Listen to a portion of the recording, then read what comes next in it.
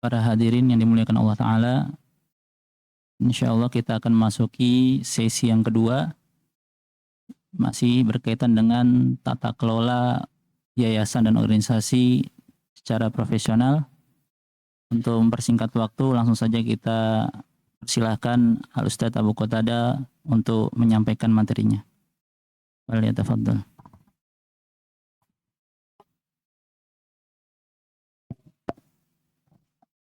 Ya, kita sekarang masuk ke yayasan ya, sama pengelola.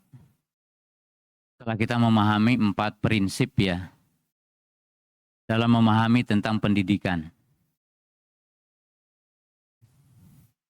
Kita ambil dari undang-undang yang nyata ya.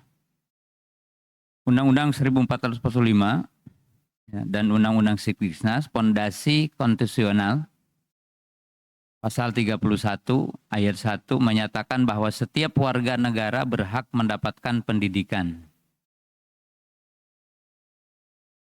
Ayat 3 ya, mengamanatkan negara, mengusahakan dan menyelenggarakan sistem pendidikan nasional yang meningkatkan keimanan, ketakwaan, serta akhlak mulia. Ini adalah dasar konstitusional yang memberikan legitimasi bagi pendidikan Islam sebagai bagian integral dari sistem pendidikan nasional.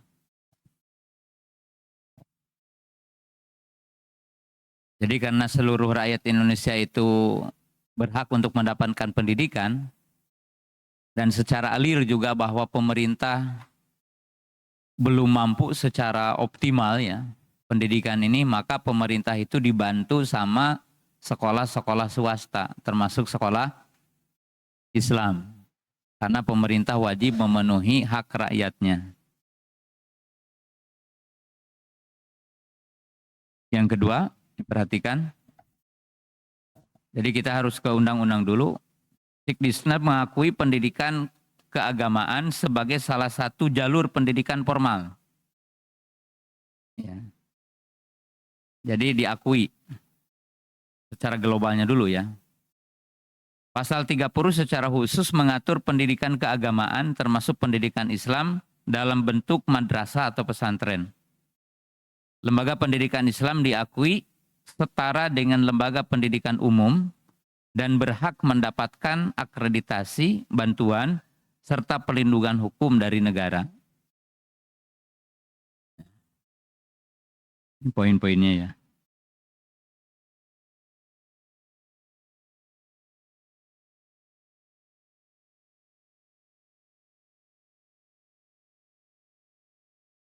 Nah, supaya kita paham ya, ketika antum berkumpul dalam sebuah yayasan, ustadz semuanya harus paham dulu biar tidak keliru kita berkumpul gitu ya.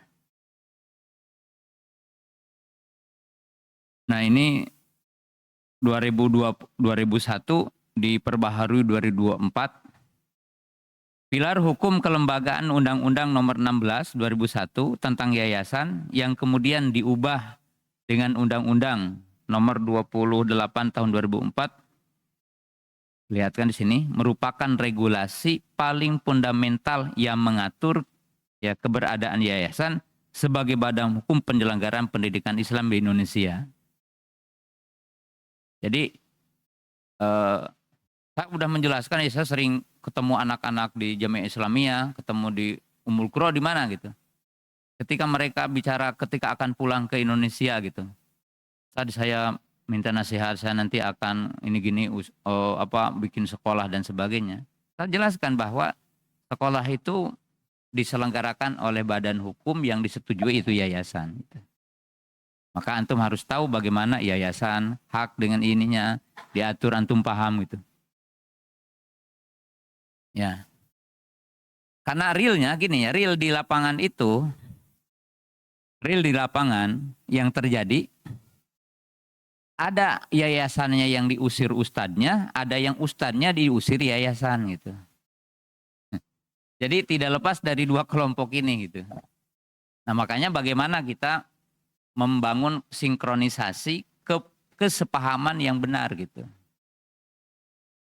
Jadi antum jangan protes saya ini faktual ya, kehidupan nyata yang saya sampaikan itu. Dari berbagai, saya singgah dari Sabang sampai Merauke ya. Ya kalau sekarang udah 2026 ya, berarti 26 tahun saya dakwah dan keliling Indonesia dan mengamati tentang pendidikannya. Nah, undang-undang ini memberikan kepastian hukum bagi yayasan dalam melaksanakan kegiatan sosial, keagamaan, dan kemanusiaan, termasuk di dalamnya penyelenggaraan lembaga pendidikan. Gitu. Jadi berarti kita paham bersama ya, sekolah itu dibawahi oleh siapa? Yayasan. Ya, yayasan itu kita akan jelaskan supaya kita paham secara mendalam. Pasal 1 definisi yayasan. Yayasan adalah badan hukum yang terdiri atas kekayaan yang dipisahkan dan diperuntukkan untuk mencapai tujuan tertentu di bidang sosial, keagamaan, kemanusiaan, dan tidak mempunyai anggota. Jadi Pak Sigit dengan Pak Pembina itu tidak boleh ya ada usaha yang dimasukkan ke yayasan gitu. Karena terpisah gitu ya. Ya, nanti tidak boleh ya secara.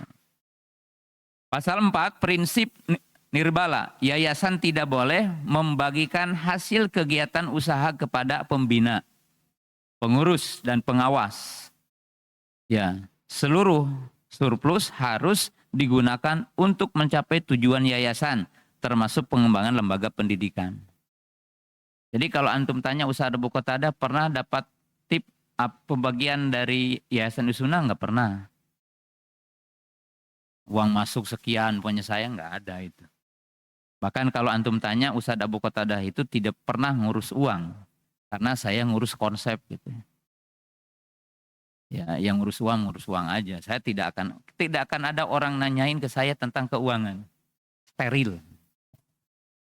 Ya. Kemudian pasal berikutnya, ya. Yayasan wajib memiliki 3 organ utama. Pembina, pengurus, dan pengawas. Enggak ada penasehat ya. Penasehat itu diikutkan aja gitu. Boleh, tapi bukan organ utama gitu ya. Walaupun ada penasehat, ya penasehat itu di luar gitu. Bukan termasuk dalam undang-undangnya. Jadi di yang baru itu tidak ada gitu. Ya, kalau penasehat itu di luar gitu. Walaupun nanti dicantumkan, itu tidak termasuk organnya gitu ya. Nah, masing-masing organ memiliki wewenang, tugas, dan tanggung jawab yang berbeda dan saling mengawasi. Yayasan dapat ya mendirikan badan usaha ya dan atau ikut secara dalam suatu badan usaha untuk menunjang pencapaian maksud dan tujuan yayasan termasuk unit pendidikan. Ya. Tapi jangan yang pribadi dimasukkan ke yayasan. Ini supaya paham dulu landasan-landasannya. Landasan hukum dan filosofis. Nah, sebelum masuk ke detail peran, penting untuk memahami landasan yang mengikat kedua belah pihak. Landasan hukum positif Indonesia. Ini perhatikan.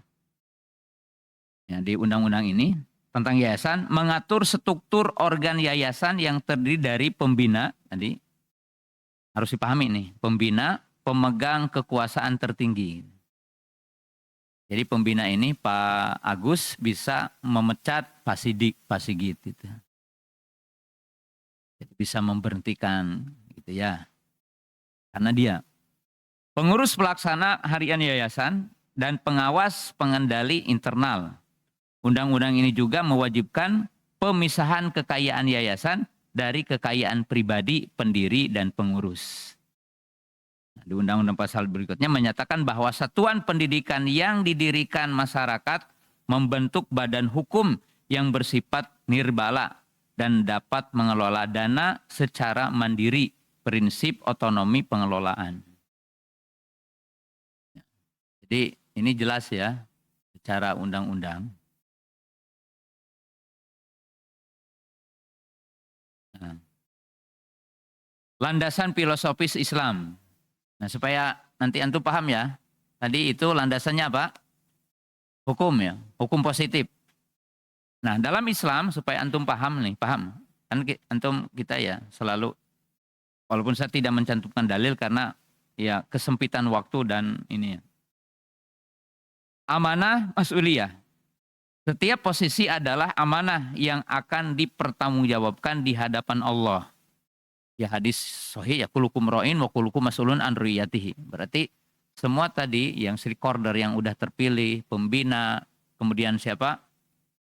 Ketua yayasan, kemudian pengawas dan semua yang ada di dalamnya, termasuk nanti adalah pengelola lembaga pendidikan yang dinamakan mungkin sekarang mau mudir atau dinamakannya sekarang kepala sekolah per unitnya, maka semuanya adalah merupakan amanah dan mas'uliyah. Amanah dan akan ditanya maksudnya. Kemudian yang kedua takhusus spesialisasi, pembagian tugas berdasarkan keahlian untuk mencapai itqon kesempurnaan dan profesionalisme. Jadi berarti pembagian sesuai dengan apa? Kapasitas yang dimiliki dari keilmuannya. Yang ketiga adalah syura musyawarah. Pengambilan keputusan strategis dilakukan melalui konsultasi yang terstruktur antara yayasan dan pengelola. Jadi tetap ya itu regulasi berputar gitu ya. Jadi kalau di kami di sana, kalau sekarang kepala sekolah SMA punya ide, ya ide itu tertulis dan ide itu disampaikan dengan diskusi gitu. Sampai nanti tercapai kesepakatan seperti apa gitu. Banyak ada perubahan. Termasuk kan kepala sekolah umpamanya mengajukan perpindahan guru dari mata pelajaran ini kepada mata pelajaran ini. Itu memang hak kepala sekolah, tetapi dikomunikasikan karena perlu didiskusikan. Alasannya kenapa dipindah gitu kan ya, harus jelas. Kan harus kenapa dipindahkan? Oh ini alasannya, ini lebih baik di sini. Oh ini kurang baik ngajar di sini kan itu. Dan itu secara jelas seperti itu. Kemudian sekarang peran dan fungsi yayasan, ya. Nah, perhatikan Pak Sigit, ya, dan Pak Pembina dan semuanya yang ada di sini. Yayasan berperan sebagai kompas dan penjaga warisan. Fokus utamanya adalah makro, strategis, jangka panjang, dan pelestarian nilai serta aset. Jadi Ustadz Tias, sehebat apapun antum, asetnya milik yayasan dan dijaga oleh yayasan. Jadi bukan dijaga sama kepala sekolah. Kalau ada yang mengambil, kepala sekolah tidak punya wewenang gitu. Yang punya wewenang adalah apa? Yayasan. Karena semua yang ada di bawah yayasan adalah harta yayasan. Bukan harta Pak Sigit ya. Harta yayasan maksudnya. Jadi itu harus dikomunikasikan semuanya gitu. Ya, itu secara hukum. Jadi artinya yayasan itu meletakkan visi misi, meletakkan tujuan, meletakkan peraturan-peraturan yang makro.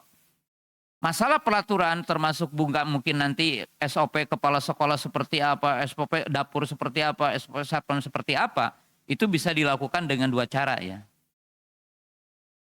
Cara yang pertama dari atas ke bawah, cara yang kedua dari bawah ke atas, tapi semuanya kesepakatan. Ya, contoh sekarang Ustadz Tias dengan belajar dari internet dan sebagainya, tugas saya itu apa sih gitu. Dia nulis sendiri. Gini-gini. Ya salah satu ciri kepala sekolah harus visioner. Visioner, kemampuan manajerial, ini datangnya jam sekian, pulang jam sekian, mengajukan, disepakati. Oh iya, sepakat. Kalau tidak, yayasan yang bikin. Nanti keberatan gak nih kepala sekolah kalau dikasih SOP seperti ini? Kan gitu. Ya, seperti itu. Jadi kita, ya Usunah itu dulu bikin namanya SOP itu lebih dari setahun dulu ya. Belum ada alat-alat yang seperti sekarang gitu ya. Kalau dulu kan bahasa itu betul-betul diambil sendiri ya. Kalau sekarang bahasa tinggal ke AI kan gitu ya. Dikonfirmasi, kalau sekarang itu gampang antum sebenarnya. Atau yang dinamakan ATM, amati tiru modifikasi. Datang aja ke Yosunah coba macam mana gitu. Nanti antum cocokkan dengan di sini kan itu.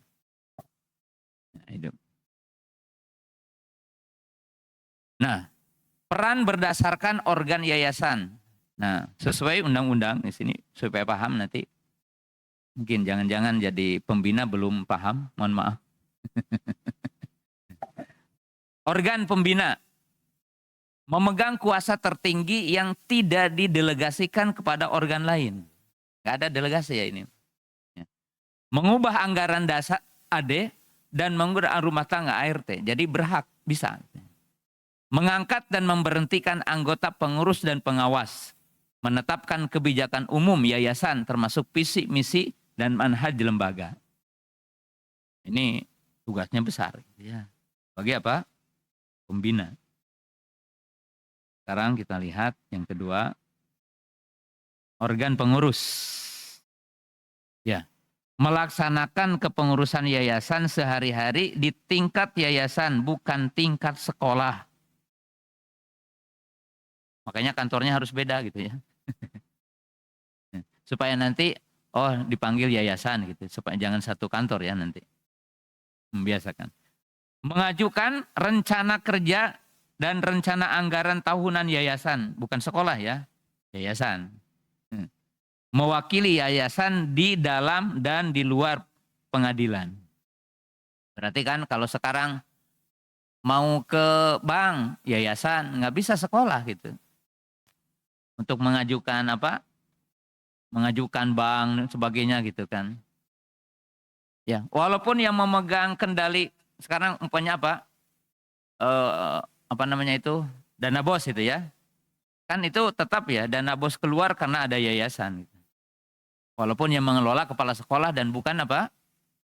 Yayasan. Yayasan itu memberikan pijakan aja, mengawasi bagaimana benar atau tidak. Ya. Kemudian organ pengawas, apa sih melakukan pengawas? Siapa pengawasnya? Ada di sini? Hadir? Nggak ada. Melakukan pengawasan internal terhadap pelaksanaan kebijakan yayasan dan pengelolaan keuangan. Memberikan nasihat dan peringatan kepada pengurus jika terjadi penyimpangan. Jadi pengawas itu kalau di undang-undang ini seperti penasehat gitu. Jadi merangkap pengawas dan penasehat. Karena sekarang tidak ada di dalam undang-undangnya organ yang keempat gitu. Cuma organnya 3 sekarang. Ya, cuma kalau mau menyantumkan boleh, tidak dilarang. Nah, fungsi strategis yayasan bagi lembaga pendidikan. Nah, sekarang paham ya? Untuk yayasan, secara khusus yayasan apa? Tadi itu adalah pembina dan pengawas. Nah, perhatikan Pak Sidik, Pak Sigit, teman-teman ya semuanya. Penjaga misi dan manhaj. Visi berarti yang udah disepakati kalimatnya dan sebagainya. Manhaj berarti kita mempertahankan manhaj Ahlussunnah apa? Wal Jamaah manhaj salafi. Memastikan seluruh aktivitas pendidikan tidak melenceng dari identitas lembaga. Misal, tetap berpegang teguh pada Ahlussunnah wal Jamaah, manhaj salafus saleh. Ya. Manajemen aset dan legalitas. Jadi sekarang ini perizinan mau sekarang umpamanya izin untuk bikin sekolah SD, izin untuk sekolah SMP, izin untuk sekolah SMA, yang mengurusi awalnya siapa? Yayasan, karena di situ walaupun mungkin ya delegasinya nanti kepada pengelola di bawah.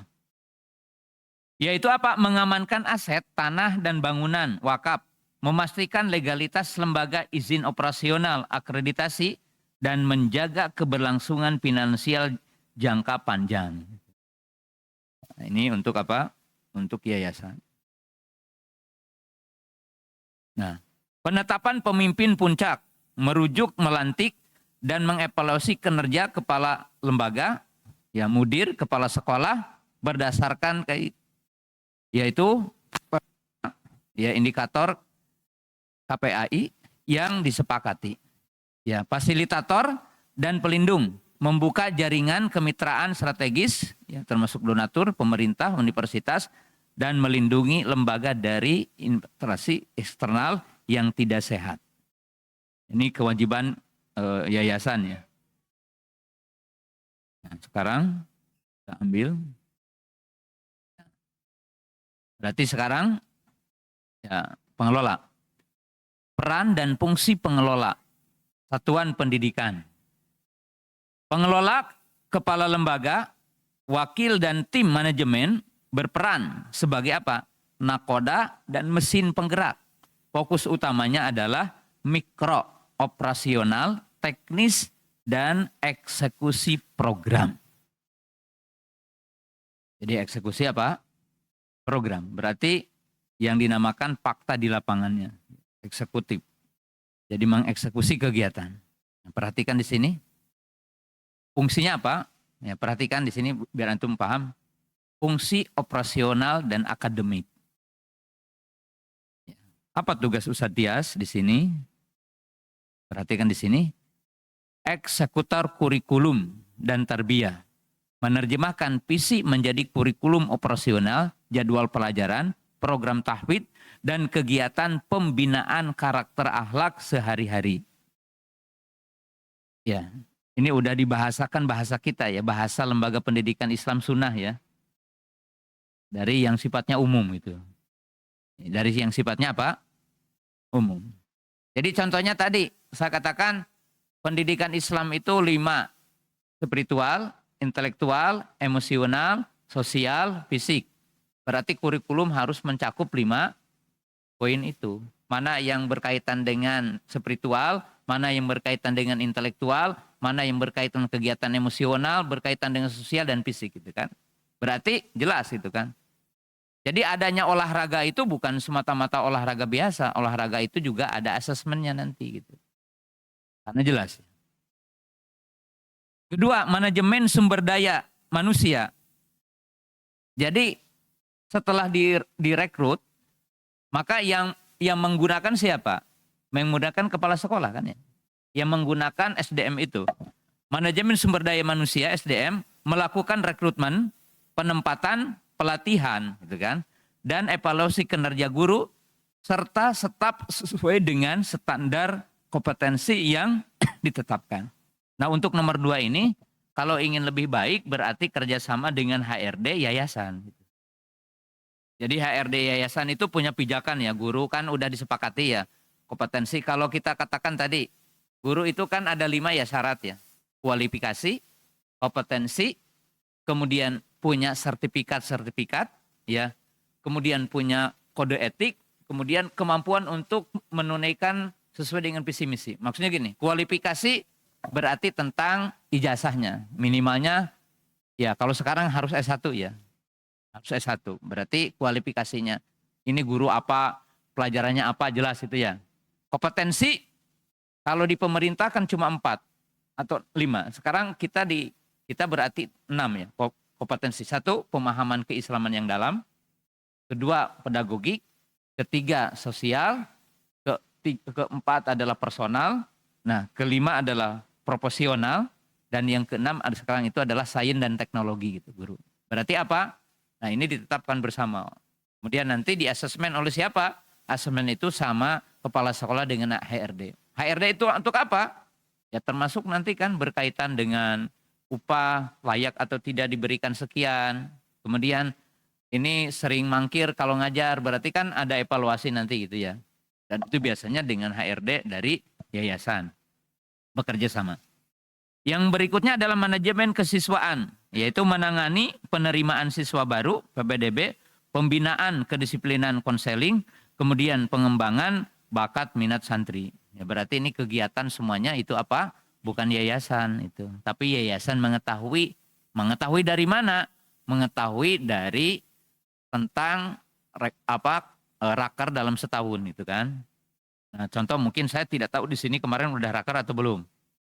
Dan udah ketemu dengan yayasan atau belum. Artinya dilaporkan semua kegiatan dalam setahun. Nah, Kemudian fungsi administratif ya dan keuangan. Kalau tadi kan manajemen akademiknya. Nah, sekarang kepala sekolah juga punya kewajiban mengelola administrasi dan keuangan. Penyusunan perencanaan, menyusun rencana kerja tahunan, RKT, dan rencana kegiatan dan anggaran sekolah yang dinamakan RKAS atau dengan istilah baru silakan aja, untuk diajukan dan disetujui oleh yayasan. Jadi yang namanya kepala sekolah itu punya kewajiban untuk menyampaikan ya perencanaan setahun dari semua sistem keuangan, ya contohnya kegiatannya ini, prediksi uangnya sekian, kegiatan ini sekian, kegiatan ini sekian, dan itu disetujui setelah adanya dialog gitu. Kan harus makul, harus dapat diukur kan. Kalau kegiatannya ini kata Pak Sigit itu tidak mesti disetujui karena kecil.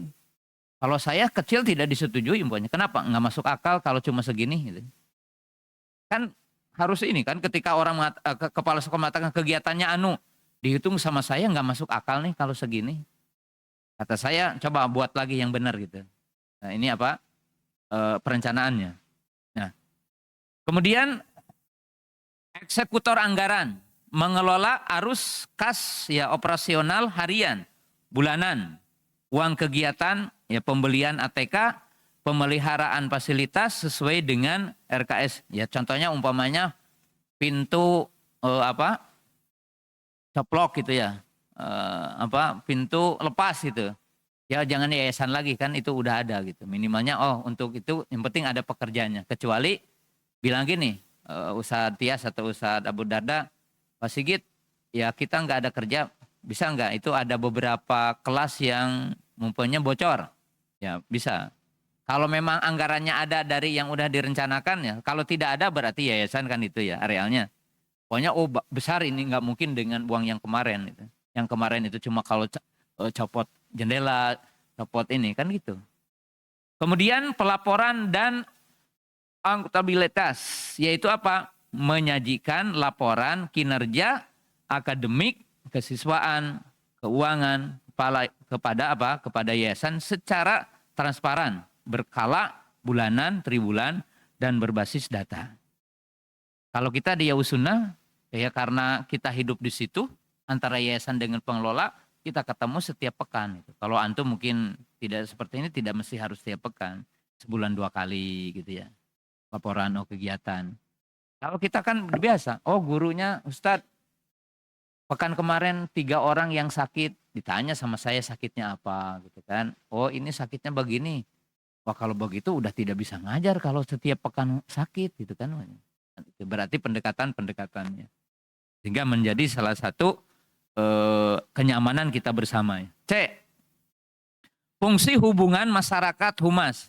Ya berarti kan di tingkat satuan juga ada humasnya gitu kan. Tidak harus semuanya dihandle oleh oleh yayasan ya.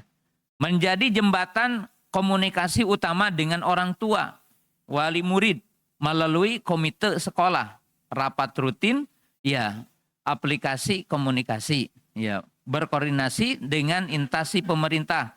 Jadi kan kalau udah diberikan wewenang kepala sekolah biasa dipanggil gitu kan, ada kumpulan dan sebagainya. Dan itu juga nanti dilaporkan ke yayasan kalau ada hal-hal yang urgensi, umpamanya perubahan peraturan. Seperti contoh, Ustadz, kita mesti ikut TKA, dijelaskan dulu TKA itu apa, diskusi bagaimana kita melaksanakannya gitu kan. Sehingga terjadilah kehidupan yang indah di yayasan itu, di pengelolaan pendidikan itu menjadi sesuatu yang kita kerjasama ya. Karena tadi tidak ada yang sempurna di antara kita. Nah, kemudian perhatikan di sini poin berikutnya, peran dan fungsi pengelola satuan. Mohon maaf ini tadi keulang. Ya.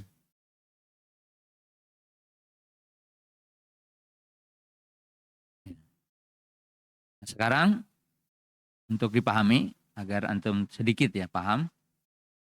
Sistem hubungan dan mekanisme kerja agar tidak terjadi tumpang tindih ya, yaitu communication oleh yayasan.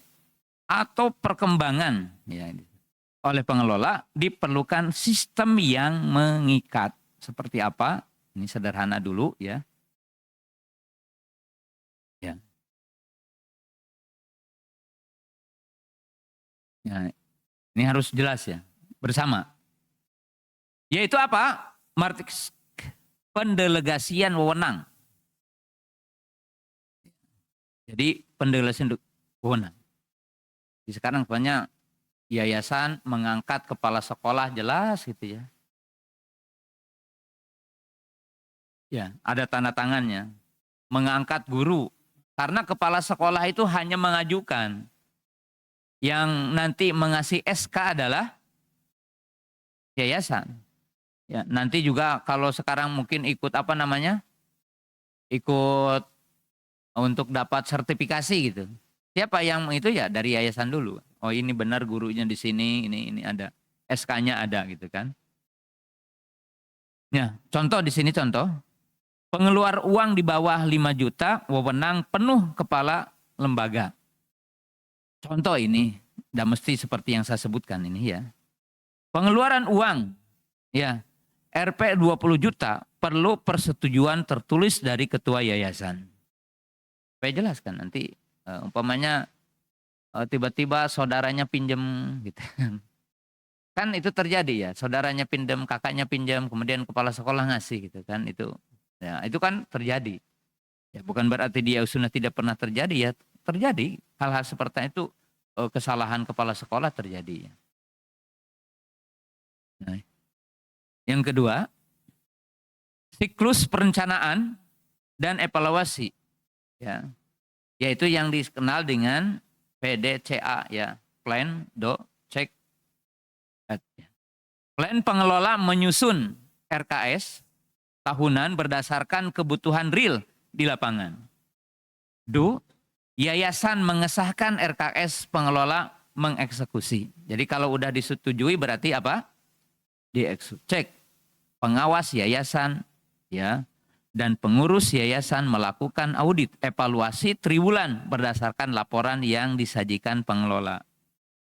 Jadi berarti Ustadz Abu Darda, Ustadz ini melaporkan ke yayasan bahwa benar uang telah digunakan, kegiatannya ini benar.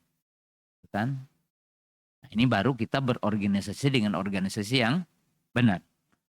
Yang berikutnya apa? Perbaikan strategi untuk semester atau tahun berikutnya.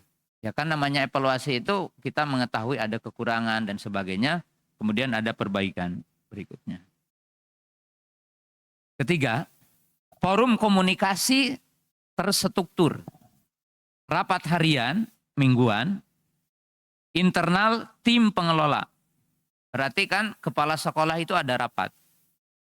Kalau di kami namanya kepala sekolah dengan guru itu setiap hari apa yang dilakukan pagi, ada jurnal pagi, ada jurnal siang. Jadi yang namanya kepala sekolah itu ketemu dengan guru tiap hari 2 kali. Pengarahan pagi-pagi itu antara 10 menit, 5 menit. Berarti kalau di kami masuk kelas jam 7, kurang 1/4 guru udah kumpul di kantor. Pulang itu jam 4. Berarti apa? Kumpul minimalnya 3:30 tergantung asarnya di sana. Nah, berarti kumpul lagi apa yang terjadi hari itu berarti tiap hari. Kemudian nanti pekanan dilaporkan nanti kalau di sana ke yayasan setiap pekan. Ya kalau antum di sini tergantung itu tidak wajib harus berapa kalinya ya. Yang penting terjadi gitu. Rapat bulanan antara pengurus yayasan dan lembaga ini, rapat tahunan, ya, evaluasi kerja. Terjadi seperti itu.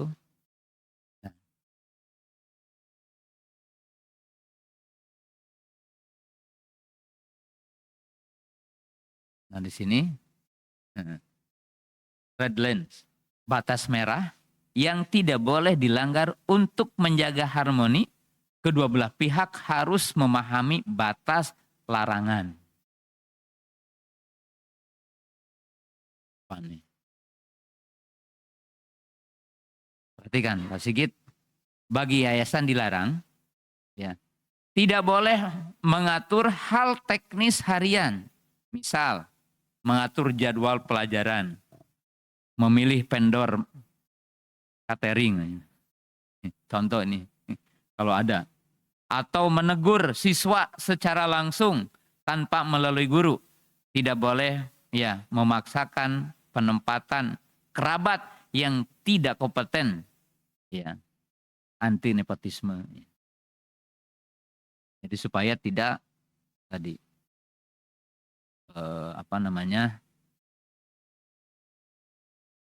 mengambil yang bukan wewenangnya ya. Bagi pengelola dilarang melampaui wewenang. Tidak boleh mengubah visi, tidak boleh mengubah misi atau kurikulum inti manhaj tanpa persetujuan yayasan. Tidak boleh menyembunyikan masalah keuangan atau kasus pelanggaran berat. Tidak boleh melakukan pengeluaran di luar pos RKS tanpa izin. Contohnya ini berkaitan dengan apa? Keuangan. Jadi ini rambu-rambu di antara kedua belah pihak ya. Ini contohnya. Dampak terhadap pencapaian lembaga, penerapan pembagian peran dan fungsi yang sistemis ini secara langsung berkontribusi pada pencapaian tujuan pendidikan Islam yang berkualitas, sustainable, dan berbasis masa depan. Nah, sabar ya. Materi terakhir untuk di malam ini ya. Saya sedikit paham.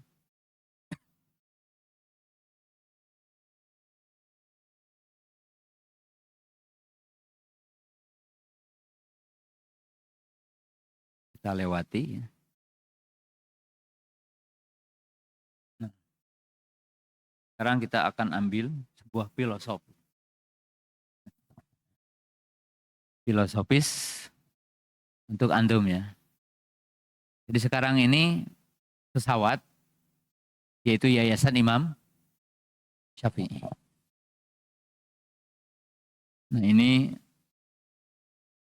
ya asalnya kosong gitu. Kemudian tiba-tiba ada pemikir, katakanlah ini ketua yayasan gitu. Kemudian Pak Sigit cari kru. Ini kru yayasan semuanya, cari kru. Kemudian cari pengajar. Ini adalah semua sekarang, ada kepala sekolah, ada guru, semua pekerja ya. Nah, Pak Sigit dengan para kepala sekolah ini berdua bikin aba-aba mau take up. Ayo kita pergi nih, bikin sekolah ini. Gitu ya. Barulah kita apa? Take up. Filosofis yang kedua, filosofis dayung. Jadi orang yang punya kekuatan ketika tidak satu arah akan berputar. Jadi kalau sekarang tidak satu arah akan berputar kan. Walaupun pada kuat. Kemudian kalau yang satunya kencang, satunya tidak, ini juga apa? Masalah. Maka namanya berorganisasi itu ya kerjasama. Yang nanti akan digambarkan dengan poin-poin berikut ya. Nah, filosofi tata kelola lembaga pendidikan Islam. Nah, pilar pertama loyalitas terhadap amanah dan visi. Jadi pendidikan itu dibangun di atas loyalitas dulu. Nah, loyalitas dalam lembaga pendidikan Islam, loyalitas ini tentunya ada kepada 5 dimensi loyalitas. Yang antum harus pahami. 1, loyalitas kepada Allah. Gitu. Dalam arti kita berkumpul karena Allah. Gitu ya. Karena kita menjalankan fardu kifayah yang tadi. Yang kedua, loyalitas kepada visi dan misi yang udah disepakati gitu ya. Visi misinya apa? Kalau udah tertulis, ya, tertulis. Visi disepakati, berarti loyalitas. Yang ketiga adalah loyalitas kepada atasan, harus ada loyalitas, tapi bukan loyalitas buta tentunya. Dalam arti, saya katakan tadi, kalau udah berorganisasi, Ustadz Tias mau profesor doktor ketika berada dalam yayasan, berarti atasannya adalah atasan. Dia harus dihormati dan diikuti secara aturan. Tidak boleh mengatakan, kan saya mau profesor doktor dari Jamiah Islamiyah, nggak bisa diatur Pak Sigit, nggak bisa, karena udah berada dalam apa? Organisasi hidup. Saya juga kok berdakwah ke daerah, diatur jamnya sekian Ustadz, jadi atur kan ya? Sejam sekian Ustadz, bahkan saya dikasih tahu, Ustadz di sini masih seperti ini, mungkin Ustadz nanti bisa mempertimbangkan isinya. Dan itu hidup ya, hidup. Hidup itu berdasarkan image bersama yang lain. Jadi ini poin yang sangat penting, karena disitulah yang dinamakan loyalitas. Yang keempat, loyalitas kepada orang tua tentunya, karena kita telah ingin memenuhi ekspektasi keinginan orang tua. Orang tua mengatakan anak saya ingin soleh, anak saya ingin punya ilmu, anak saya ingin kuliah lagi nanti. Berarti kita harus bisa memenuhi. Dan yang kelima, yang terpenting, loyalitas kepada anak. Maka kalau kita punya loyalitas, kita tidak akan mendahulukan keinginan kita daripada keinginan anak, gitu kan? Jadi anak itu butuh apa? Pendidikannya harus sesuai. Tidak boleh kita bikin kurikulum yang tidak sesuai dengan kemajuan anak masa depan. Mata pelajaran harus dihitung ya. Ustadz Tias SD harus dipikirkan. Ini mata pelajaran bermanfaat nggak nanti? Gitu. Dipikirkan secara dalam. Gitu. Nah, ini adalah loyalitas. Loyalitas adalah tentunya bagian yang sangat urgen dalam berorganisasi. Loyalitas dalam Islam bukan berarti loyal kepada individu, tetapi loyal kepada Allah, Rasulnya, amanah, manhaj, serta visi dan misi lembaga. Loyalitas adalah komitmen moral untuk menjaga amanah, pendidikan, dan mengutamakan kepentingan lembaga di atas kepentingan pribadi atau kelompok. Yayasan, pengelola, guru, dan seluruh SDM harus memiliki kesadaran bahwa mereka bekerja bukan sekedar menjalankan tugas administratif, tetapi sedang mengemban amanah ilahiyah untuk membangun generasi. Loyalitas inilah yang menjaga konsistensi lembaga dan dalam menghadapi perubahan kepemimpinan maupun tantangan zaman. Jadi harus ada loyalitas yang kuat ya. Bentuk loyalitasnya. Loyalitas terhadap Allah berarti apa? Menjaga pekerjaan sebagai apa? Menjadikan pekerjaan sebagai ibadah, menjaga keikhlasan, menjaga amanah. Loyalitas kepada manhaj, menjaga akidah, menjaga nilai-nilai Islam, menjaga identitas lembaga. Kemudian loyalitas kepada terhadap visi, seluruh program diarahkan untuk mencapai visi bersama. Loyalitas kepada organisasi, menjaga nama baik lembaga, menjaga persatuan, dan menjaga budaya organisasi. Implementasi, disiplin, menjalankan amanah, taat kepada keputusan organisasi yang sesuai dengan syariat, menghindari konflik kepentingan, mendahulukan kepentingan lembaga. Ini kita berarti udah loyalitas. Punya loyalitas guru dibangun. Ya, saya tidak akan terlalu dalam hari ini ya, karena tentunya di poin ini termasuk apa? Termasuk bagaimana membangun loyalitas. Sekarang poin yang kedua adalah kebersamaannya.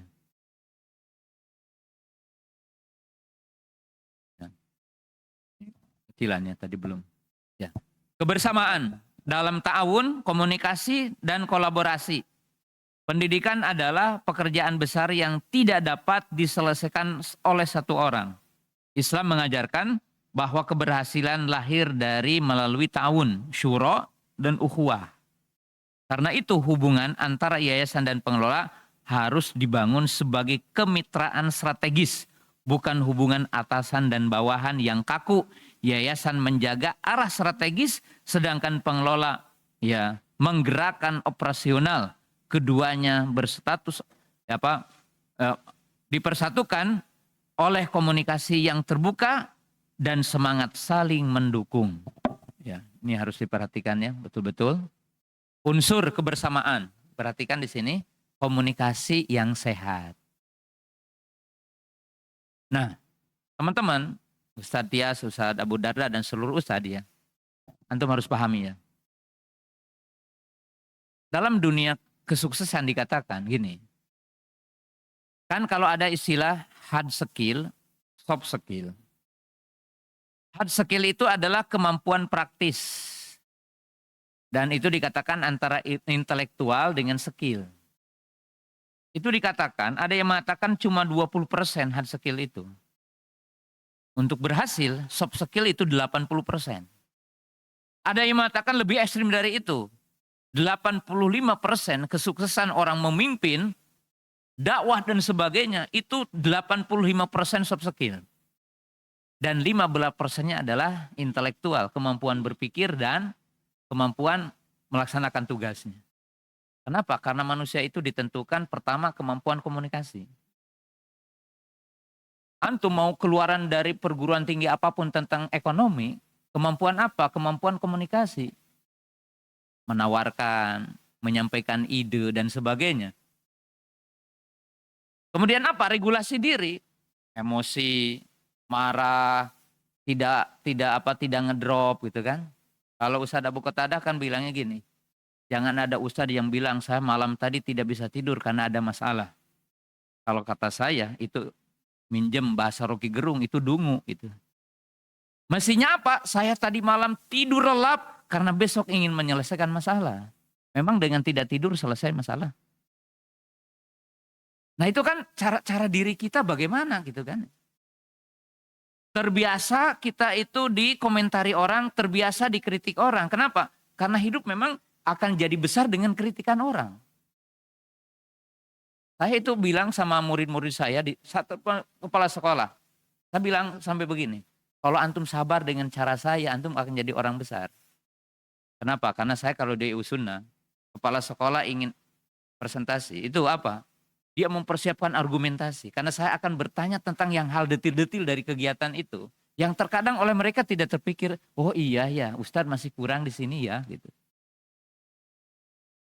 Ya, jadi kita harus punya kemampuan itu. Jadi kemampuan berkomunikasi sehat. Baik atasan atau bawahan. Kan kalau kita menyampaikan ide, itu harus punya nilai kesabaran. Ya, umpamanya hari ini belum diterima. Oh iya. Kondisi keuangannya belum tepat gitu, kita masih butuh waktu ya. Komunikasi harus terbuka, jujur, santun, cepat, solutif. Masalah dibicarakan melalui musyawarah, bukan melalui prasangka ataupun penyebaran isu. Ya. Yang kedua, kolaborasi. Setiap unit bekerja sebagai satu tim. Tidak ada persaingan yang merugikan. Yang ada adalah saling membantu, saling melengkapi, saling menguatkan. Gitu. Kan semuanya kita organ ya. Al-Jasadil Wahid. Kalau dalam satu apa? Organisasi. Seperti itu. Nah, yang ketiga, sinergi. Sinergi berarti seluruh program ya bergerak menuju satu tujuan.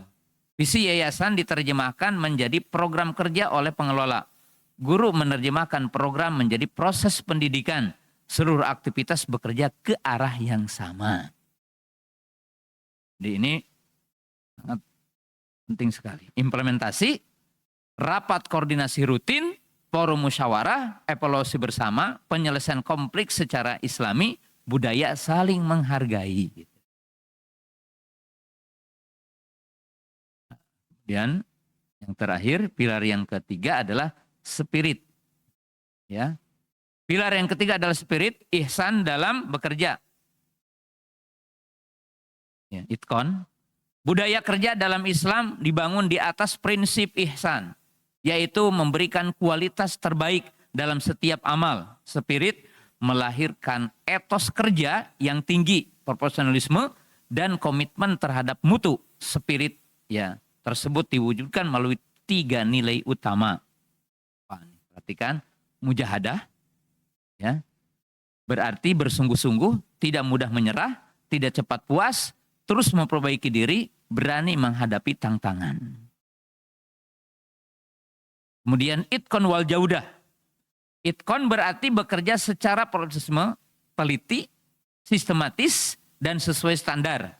Jaudah berarti menghasilkan mutu terbaik. Tidak asal selesai, tetapi selesai dengan kualitas terbaik. Terakhir, istiqomah. Keunggulan tidak lahir dari kerja sesaat.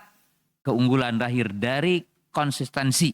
Setiap hari menjadi lebih baik, setiap tahun lebih maju. Saya akan gambarkan tentang spirit. Tentang spirit.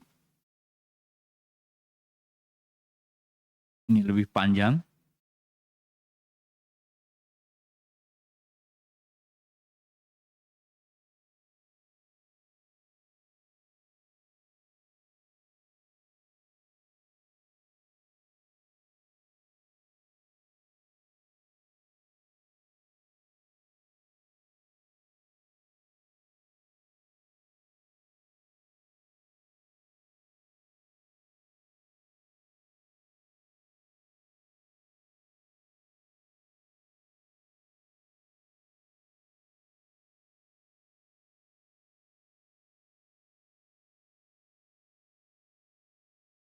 Biar kenalan sedikit ya. Panjangan spirit.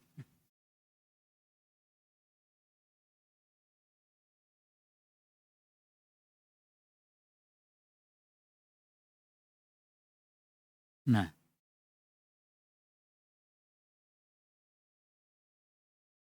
ini perhatikan untuk kita jadi lembaga pendidikan yang berkualitas, spiritnya harus terkumpul ini. Satu, excellent service. Jadi optimal dalam pelayanan. Supaya banyak murid, supaya banyak yang mendaftar, semuanya harus excellent service. Dari ketua yayasannya sampai orang-orang di bawah termasuk satpam. Datang wali santri senyum gitu ya. Karena excellent service gitu.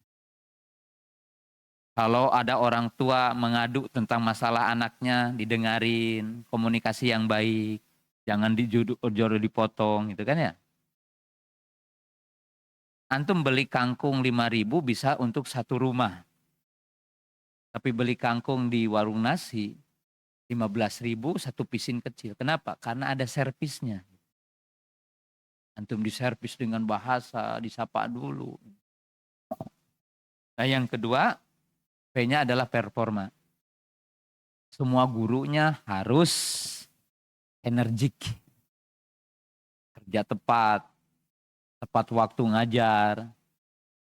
Jangan ketika ngajar mungkin ada yang main game dan sebagainya. Jangan menerima telepon ketika waktu mengajar. Kenapa? Performanya baik. Yang ketiga lebih besar, integrity. Integritas berarti ucapan dengan perilaku sama ya. Punya integritas, nilai kejujuran, nilai keadilan. Respect. Ada masalah sangat cepat untuk apa? Untuk menjawab. Respect. Contoh. Ada sampah, nggak usah panggil itu kebersihan. Sini. Satu ambil sama kita. Kenapa? Sulitnya. Semuanya respect itu. Itu menjadi budaya. Nah, yang kelima sangat penting, intelektual. Jangan ada guru tidak mau ngaji. Jangan ada guru tidak mau baca. Kenapa? Karena lembaga pendidikan itu lembaga intelektual. Pak Sigit harus belajar gimana mengelola yayasan yang baik. Komunikasi, ya. Kali-kali mungkin datang ke Tasik, ke Usuna, ke sana gitu. Saya ke Eropa gitu. Saya sampai ke Belanda gitu, cari sekolah seperti apa pengelolaan. Saya ke Spanyol gitu, lihat aja di orang lain seperti apa. Di negara terkenal gitu. Untuk apa? Untuk kita berbicara tentang bagaimana maju. Ke Saudi. Saya keliling ke Riyadh. Sepekan sebelum Ramadan, saya pergi ke Riyadh. 12 lembaga pendidikan saya lihat di sana. Sampai bisa mendatangkan masyaikh ke Yausuna, mendatangkan untuk Arabiyah lil Jami ya. Itu kalau di kita disebutkan Arabiyah baina yadaik ya. Guru-gurunya ngajar bagaimana cara ngajar. Nah, terakhir trust, menjaga kepercayaan publik, dipercaya sama pemerintah bahwa di sini bukan teroris gitu umpamanya ya. Dipercaya sama muhsinin kalau ngasih ke lembaga pendidikan Asyafing itu Masya Allah kelihatan kalau dikasihkan gedungnya jadi gitu. Kalau ada infak untuk guru-guru diberikan jelas gitu ya. Ditanya oh guru-gurunya memang kemarin saya dapat uang sekian. Apa? Trust, membangun kepercayaan. Dan ingat ya, dalam kata-kata, merubah image itu paling sulit dalam hidup manusia. Jadi kalau orang itu udah kesan pertamanya tidak menggoda, maka merubah kesan itu sangat sulit bagi kita dalam hidup ini. Nah, oleh sebab itu teman-teman yang dimuliakan Allah Subhanahu wa taala, ya materi singkat ini sederhana dulu ya, bahwa kita mengelola lembaga pendidikan itu, lembaga yang sangat mulia, lembaga yang sangat agung, lembaga yang pahalanya kalau kita benar tidak akan pernah berhenti kan pahalanya. Maka kita harus punya kesepakatan bagaimana lembaga pendidikan ini dikelola dengan cara yang baik. Dengan ta'awun, dengan kerjasama, dengan kita membangun satu dengan yang lainnya. Tidak ada di antara kita yang super power ya. Tidak di antara kita yang tahu segala sesuatu. Walaupun saya sering memberikan pandangan ya kepada para ustadz gitu. Untuk yang jadi kepala sekolah itu tahu sedikit tentang banyak gitu. Jadi Ustadz Tias ini harus tahu sedikit tentang banyak. Gitu. Yang dimaksud apa? Ya kalau udah jadi kepala sekolah kan harus tahu tata kelola, harus tahu tentang Diknas, harus tahu walaupun tidak harus semuanya rinci. Tidak harus semuanya rinci. Ya sebagai nasihat saya ingin menyampaikan ya ke teman-teman nih. Di akhir ini sebelum mungkin kalau nanti ada pertanyaan.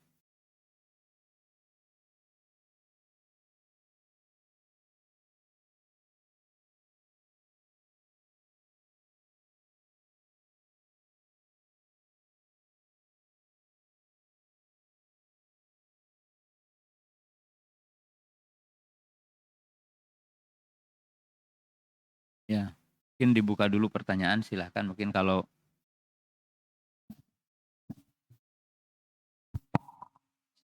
ya.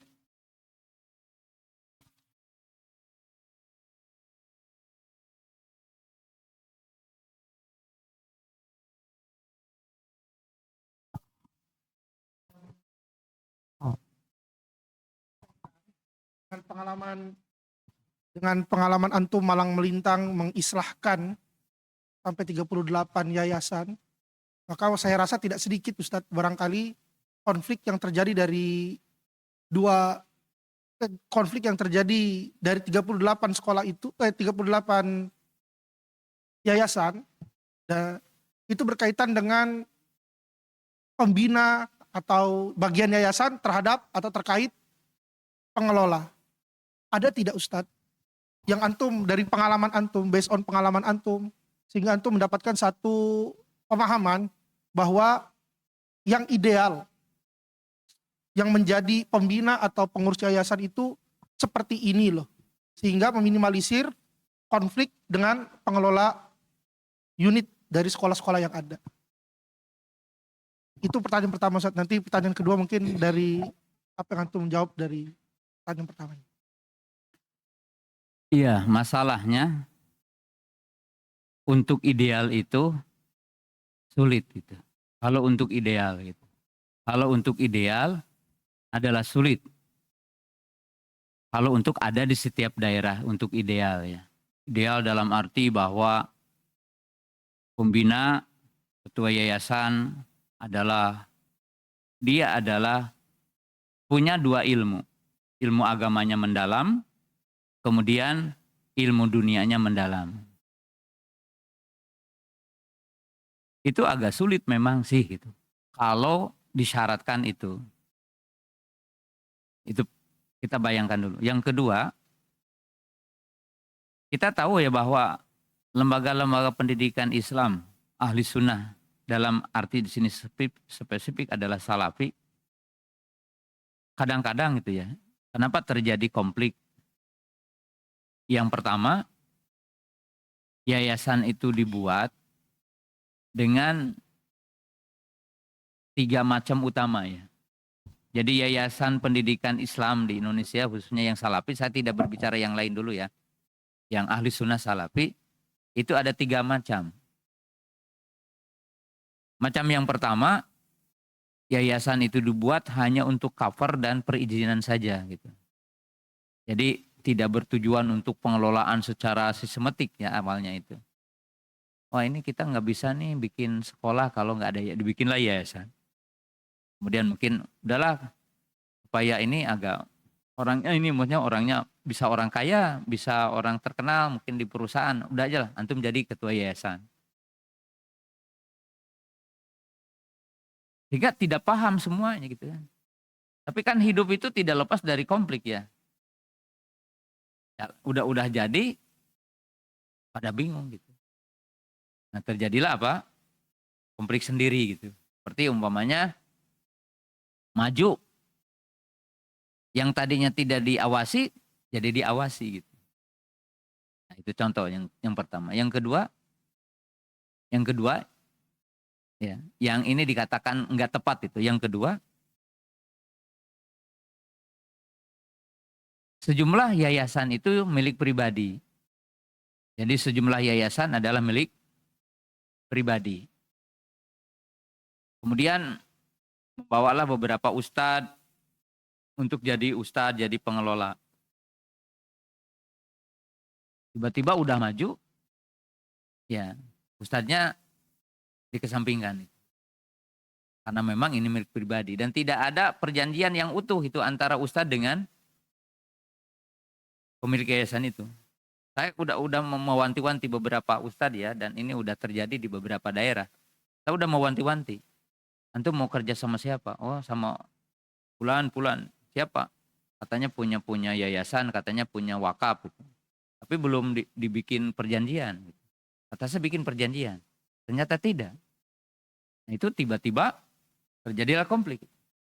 Antara pengelola dengan pemilik yayasan. Akhirnya bubar gitu. Ganti. Yang ketiga, ini terjadi di mana-mana juga. Yayasannya berjalan walaupun ya tidak kan ya kalau yang ideal gitu 1-2 kan gitu. Ini udah bagus yayasannya. Kemudian direkrutlah ustadz. Pulan ustadz. Tiba-tiba diklaim milik ustadz itu gitu. Dan yayasan dibubarkan. Itu terjadi di berbagai apa? Berbagai daerah. Di berbagai daerah terjadi. Nah, ada 2 tipe yang benar, satu sempurna, satu tidak sempurna gitu ya. Kalau kita memang ingin sempurna, bahwa pemilik yayasan adalah ya, orang yang betul-betul paham tentang agama dan paham tentang dunia pendidikan. Kemudian bekerja sama dengan pengelola. Berarti ini ideal gitu. Yang kedua, tidak ideal, bahkan tidak ideal itu kedua-duanya. Yayasannya tidak ideal dalam arti bukan orang yang menguasai gitu ya. Dan ustadznya pun dia memang punya keilmuan tentang agama, tetapi juga minim bagaimana berorganisasi dengan cara yang baik. Tetapi mengikuti pembelajaran dari orang lain. Dari sekolah-sekolah yang maju. Dia belajar ke sana sampai bikin SOP-nya Bapak dibimbing. Maka ini maju. Jadi sekolah itu tidak akan lepas yang ada di kita tadi. Jadi 5 kan ya. 3 yang biasa terjadi konflik dan itu mungkin tidak berakhir gitu ya konfliknya. Kalau yang 2 ini insya Allah berjalan. Kalau idealnya tadi siapa? Antara yang mengelola yayasannya adalah profesional dan guru-gurunya profesional, berarti ini sekolah ideal, sekolah hebat. Kalau yang kedua tadi, yuklah kita kerjasama, ya, antum yayasan, antum belajar, antum ustadz, kita belajar bersama yuk gitu kan. Mencari siapa? Mencari konsultan untuk membimbing pembelajaran. Oh gini, Masya Allah banyak yang maju. Saya teringat ya, itu di Batam, tahun 2002 atau 2003 saya ke Batam. Saya ceritakan ya, teman-teman di Batam itu dulu ada cerita ya. Mau ngasih transport saya saja, kadang mereka juga patungan dulu gitu ya. Bahkan ada cerita ya, cerita yang sangat menggelikan itu. Yaitu apa? Ada tamu dari Malaysia, dari Singapura, mohon maaf dari Singapura, tapi orang Malaysia ya Singapura, itu berkunjung mau ngasih donatur. Tiba-tiba makan nasi Padang. Dan punya uang ketua yayasan itu cuma 300 di tahun itu, 300 itunya. Nah, ke orang sana kan tidak seperti kita makan nampan yang makan yang di Padang dihidang. Ternyata sama orang sana dihabisin semua gitu. Dikiranya udah dibayar kan itu. Dikiranya udah dibayar. Bingung itu sampai nelpon ke sana kemari itu. Karena uangnya tidak cukup, cuma 300 sedangkan itu 1.200.000. Tapi satu nampan 1.200.000. Nah, tapi saya ke sana bilang gini. Ke sana dulu ya. Karena masih menggunakan masjid-masjid umum. Saya bilang ke teman-teman itu, saya tidak ingin ke sini lagi kecuali antum udah punya masjid. Saya ngomong gitu, teman-teman. Kemudian mereka ingin bikin bangunan sekolah. Saya biasa ngomporin, beri motivasi. Saya bilang ketika tabligh akbar itu, saya lihat mobil-mobil ini mewah ke sini. Saya ingin ada sejumlah mobil yang dijual untuk modal pertama pembangunan sekolah sama ya. Sekolahnya namanya Imam Syafi'i juga. Sana Imam Syafi'i. Subhanallah di kali itu ada 3 orang yang mengimpakan mobilnya. Dan sekarang antum tahu nggak? Itu di sana itu udah 7.000 siswanya. Dari mulai SD dengan ada kalau nggak salah 8 yayasan. 8 yayasan yang satu arah gitu. Dan mereka bekerja sama. Itu apa? Sama. Mau dibimbing gitu. Dan usahanya konsultasi. Terus terang mereka konsultasi. Kan seperti apa? Termasuk komusinin caranya gini. Saya bawa gitu. Cerita ya. Itu cerita di Batam. Saya cerita di Perawang. Di Perawang itu Riau. Jangan antum berpikir Riau yang mewah-mewah itu yang di kota ya. Saya ke Perawang. Tahun 2002, saya ngisi di Perawang itu masih pakai tenda, kajian pakai tenda. Karena masjidnya belum ada. Kasih tenda, pengajian pakai tenda. Saya bilang ke Ustadz Abu Nida waktu itu, saya ke Perawang, gak ada masjid. Antum di mana kajian? Oh, ini teman-teman di perusahaan itu Indah Kiat. Perawang gak ada masjid. Terus gimana? Kita carikan masjid, berikan masjid. Terus saya ke sana, setiap tahun saya ke sana dan punya emosional yang sangat dekat dengan mereka. Itu sekarang punya SD itu 700 itunya siswanya. Nah, kemudian sekarang udah punya sama, saya letakkan. Tapi saya bilang gini, antum ikuti arahan itu ya, ikuti arahan. Saya tidak menguasai antum, saya tidak punya apa-apa di sana enggak. Cuma ngarahin aja, oh begini. Subhanallah, rata-rata maju gitu. Rata-rata maju. Kenapa? Karena memang kalau digambarkan gini, kita itu melakukan sesuatu harus pada realnya. Antum tadi nanya, saya gini. Saya kalau menyelesaikan konflik di berbagai daerah, walaupun tidak semua konflik berarti selesai, enggak semua juga. Saya bilang gini, datang saya ke setiap daerah, saya bilang gini, Saya datang ke sini, saya tidak akan berpihak kepada siapa-siapa. Saya termasuk ke Pak Sigit, saya tidak punya hubungan apa-apa dengan Pak Sigit. Dengan siapapun. Cuma saya bilang gini, kalau antum ingin menyelesaikan konflik untuk tahkim ke Ustadz Abu Qatada, bukan tempatnya.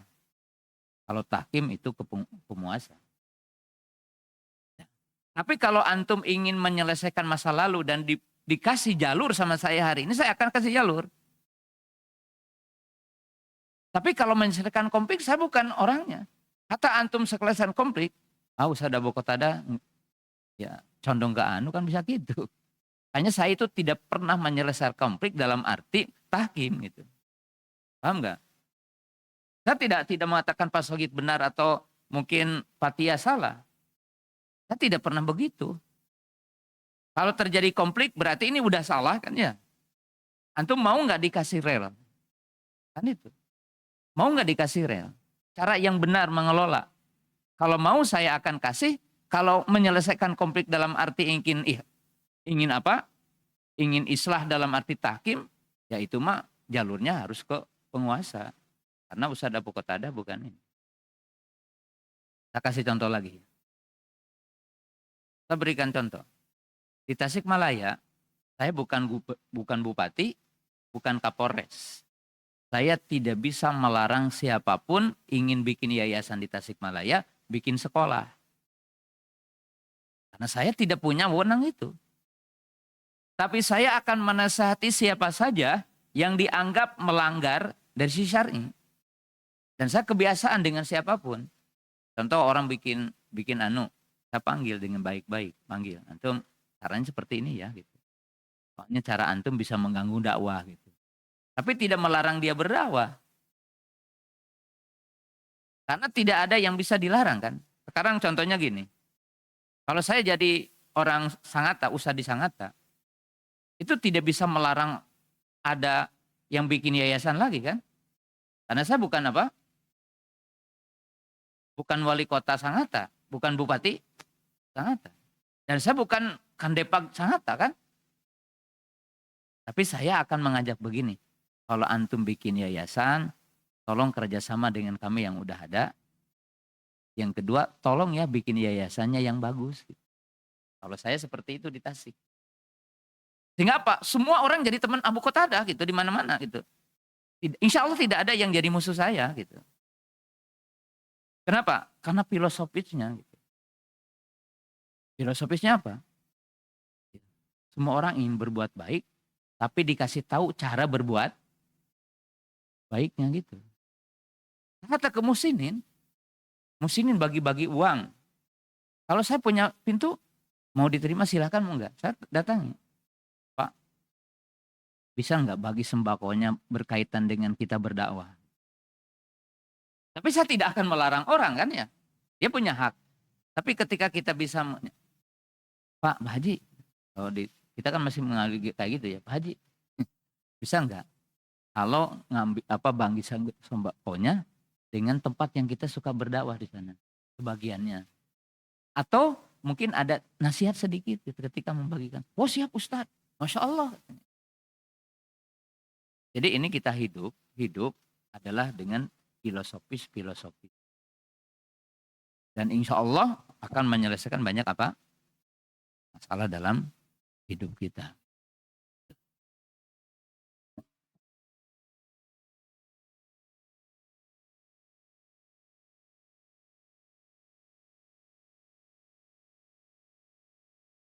Cukup dulu, besok kita lanjutkan. Mungkin sebagian materi ini nanti disempurnakan. Dan besok saya akan memberikan peta jalan pendidikan gitu. Yang dipahami oleh pembina, ketua yayasan dan teman-teman guru. Kalau bisa ya memang semua guru bisa hadir ya. Untuk besok itu supaya paham pendidikan yang benar seperti apa gitu ya. Di petanya. Supaya antum bikin kurikulum di sini, bikin kegiatannya itu sesuai dengan prinsip-prinsip pendidikan yang benar. Ya, demikian.